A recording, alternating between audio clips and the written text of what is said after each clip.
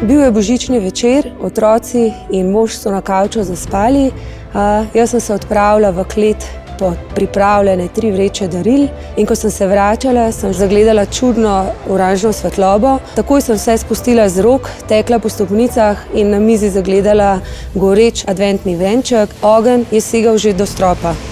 V decembru opažamo porast požarov, kar ga pripisati novoletnim okraskom in adventnim venčkom. Venčki se v 14 dneh, 3 tednih posušijo, v bližini plamena sprostijo eterična olja, ta eterična olja se izredno hitro žgejo in venček prične goreti. Vkolikor je v okolici venčka še gorljiv material, kot so časopisni papiri, revije, morda vnetljivi prti, se ta požar kaj hitro prenese na celotno mizo in okolico prostora. Umetni venčki praviloma niso tako lahko vnetljivi, lahko pa so slabše plastike in zagorijo v nekaj trenutkih.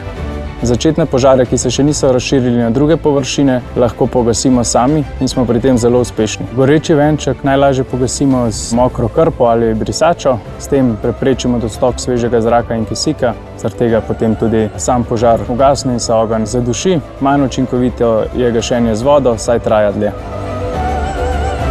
Vžig venčka v prazničnem času lahko preprečimo s preventivnimi ukrepi. Redno menjavamo svečke, prižigamo jih le takrat, kadar smo doma in venček redno močimo z razpršeno vodo. V okolici venčka odstranimo vse gorljive snovi, sam venček pa položimo na kovinske pladnje, steklene pladnje ali ostale površine, ki niso gorljive.